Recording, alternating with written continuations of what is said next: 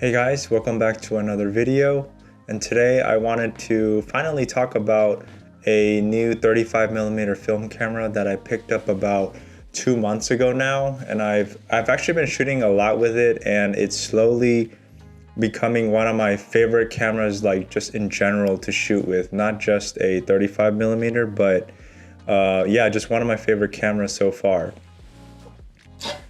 And it is this right here. This is the Pentax K1000. And sorry, my cat.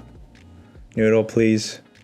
Anyways, for those of you who have been watching my channel, you guys know that I have a Minolta XG1, which is also a 35mm camera, film camera. And for those of you who don't know, these are actually basically very, very similar cameras. And I think the biggest reason that I got the K1000, other than seeing like the image quality is just way better. Of course, XG1 is, it's not the best. It does the job, but if you just want like sharper images, I think the K1000 definitely blows it out the water. But again, the main reason that I got this camera is because I just like I'm used to the Pentax system. The light meter works the same, where it's like, there's a line, and it's like it goes up and down if it's overexposed and underexposed, similar to the Pentax 6.7, which is also another one of my favorite cameras. And again, I know like a light meter shouldn't really determine like the camera that you buy, but I'm not saying that was the only reason, but it was definitely a big reason because I was used to the system, and I enjoyed it. So. And although the Minolta XG1 is very cheap, it's like maybe $50 on eBay, this is not that far away. You can buy this thing mint for like $150 maybe. I think this was like a mint condition, and I got it for like $120. So it's not an expensive camera by any means. And I feel like especially at that price point, it does like an amazing job. I think the downside of this camera is it's pretty heavy, because I already thought the XG1 was heavy, and this felt a little heavier. So I actually weighed it, and the XG1 is 1 pound 10 ounces, and this is actually 1 pound 12 ounces, which for a thing that's like this small, for it to be like almost 2 pounds, it's very heavy. This thing's like, I guess the bright side is I don't think this will ever like really break unless you like smash it into concrete or whatever, but obviously that's very extreme. But yeah, I think the build quality is amazing, and the lens on this thing so far, I have a 35mm. No, sorry, it's not a 35mm. This is a 50mm 1.7 lens, and it's been amazing. I shot about 4 or 5 rolls on this thing so far in about a month and a half. So I've been taking it a lot of places with me. And also another reason why I like it versus other 35mm is you have to autofocus or focus yourself.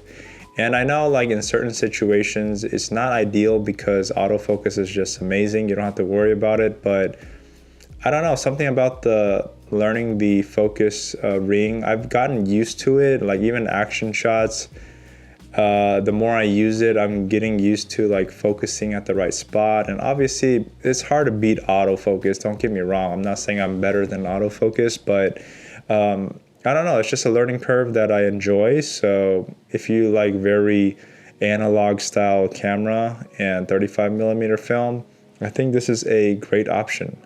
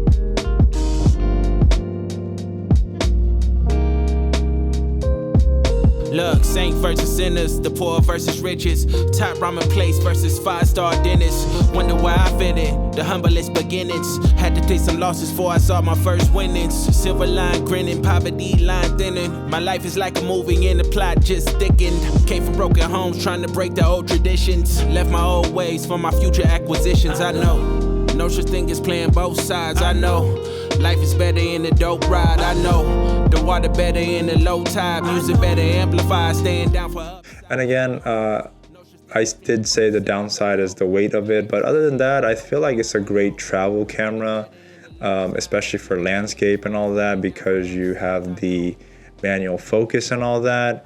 And again, maybe it's not ideal for like very actiony stuff you're doing unless you really get used to it and practice a lot.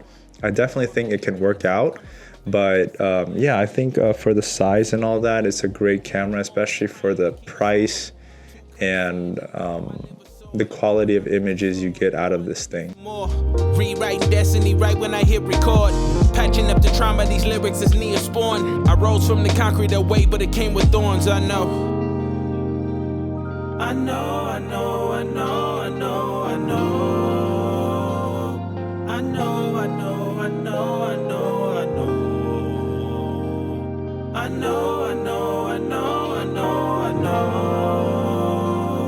I know. I know. I know. I know. No such thing as playing both sides. I know, life is better in the dope ride. I know, the water better in the low tide. Music better amplified, staying down for upsides. I know, no such thing as playing both sides. I know, the life is better in the dope ride. I know, the water better in the low tide. Music better amplified, staying down for upsides. I know, no such thing as playing both sides. I know, life is better in the dope ride. I know, the water better in the low tide. Music better amplified, staying down for upsides. I know, no such thing as playing both sides. I know, the life is better in the dope ride. I know, the water better in the low tide. Music better amplified, staying down for upsides. I know.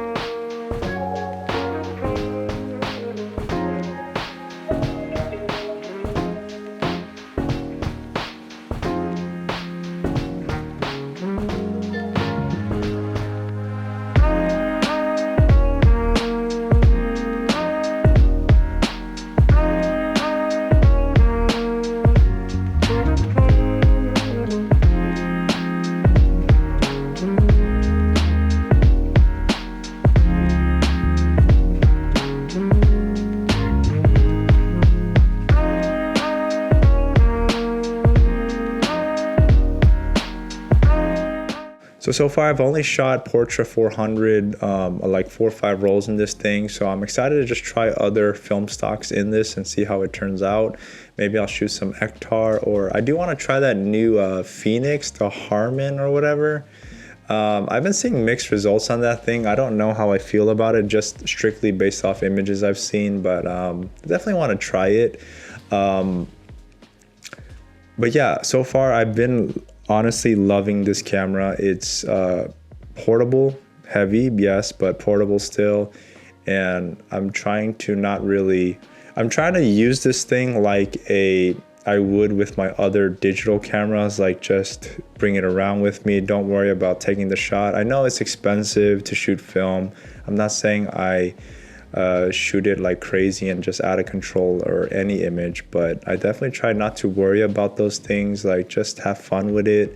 And I think that's coming from a medium format film where you have 10 rolls, so when you get 36 you definitely tend to overshoot a lot. But again, that's the whole point of photography, I guess. It's harder nowadays with everything going up regarding film, but again, I try not to focus too much on that side, but rather just have fun with it and shoot the images that you want to shoot and not think too much about it. So thank you for watching this video. I just wanted to share my new camera with you guys. Definitely been enjoying it a lot. Maybe I'll do a further long-term review, maybe a few months from now, but definitely have been enjoying this thing. And let me know your thoughts on it.